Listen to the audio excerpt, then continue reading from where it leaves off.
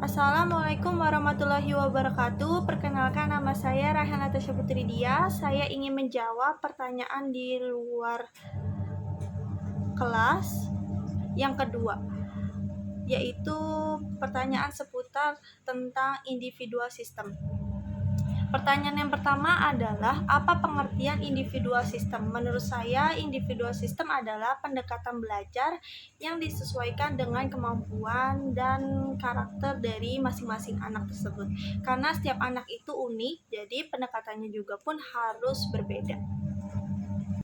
Kemudian pertanyaan kedua yaitu, mengapa pendekatan yang dilakukan harus individual system? Karena setiap anak punya kecepatan belajar yang berbeda. Jadi dengan pendekatan individual, anak bisa belajar dengan nyaman tanpa dibanding-bandingin dan sesuai kemampuannya sendiri. Lalu pertanyaan ketiga, yaitu apa tujuan pendekatan secara individual system? Tujuannya yaitu untuk menumbuhkan minat belajar pada anak melalui proses yang menyenangkan dan seru, kemudian yang sesuai dengan kemampuan serta karakter dari anak itu sendiri. Pertanyaan keempat, apa peran guru dan murid di Bimba? Peran motivator ataupun guru itu sebagai pembimbing dan sahabat belajar anak muridnya. Kemudian peran anak muridnya tersebut adalah sebagai subjek utama yang aktif dalam proses belajar dan sebagai penerima materi atau pelajaran dari gurunya. Kemudian pertanyaan kelima adalah, apa perbedaan individual system dan classical system? Menurut saya individual system itu menyesuaikan dengan kemampuan setiap anak, sedangkan classical system itu semua anak belajar hal yang sama di waktu yang sama tanpa melihat perbedaan kemampuan dari anak tersebut. Pertanyaan keenam yaitu, bagaimana motivator menerapkan individual system? Dengan cara mengenal karakter dan kemampuan anak itu masing-masing, kemudian memberikan kegiatan sesuai kebutuhan anak, serta membimbing anak secara face to face atau personal dan tidak menyamaratakan semua anak. Lalu pertanyaan ketujuh adalah, apa dampak positif dari individual system? Menurut saya, dengan adanya individual system, anak bisa lebih percaya diri, terus kemudian merasa dihargai, nyaman belajar, dan lebih mudah menumbuhkan minat belajar. Pertanyaan ke-8 yaitu, apa dampak negatif bila menggunakan classical system?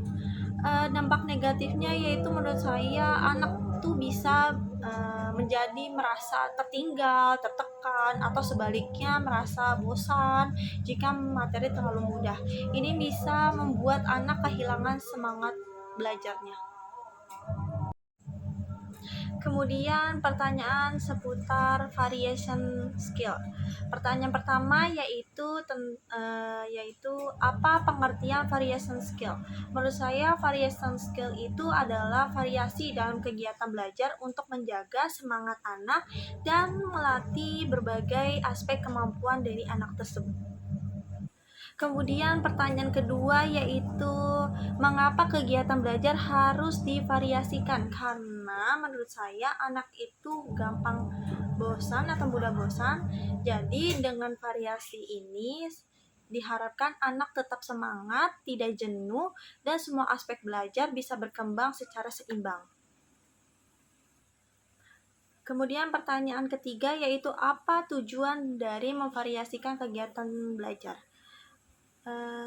Tujuannya adalah agar anak tidak hanya berkembang secara berpikir, tapi juga secara emosi, sikap, dan gerakan ataupun tindakan.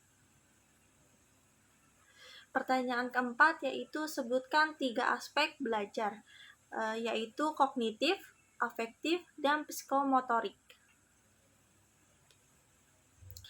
Pertanyaan kelima yaitu, kegiatan apa yang termasuk aspek kognitif?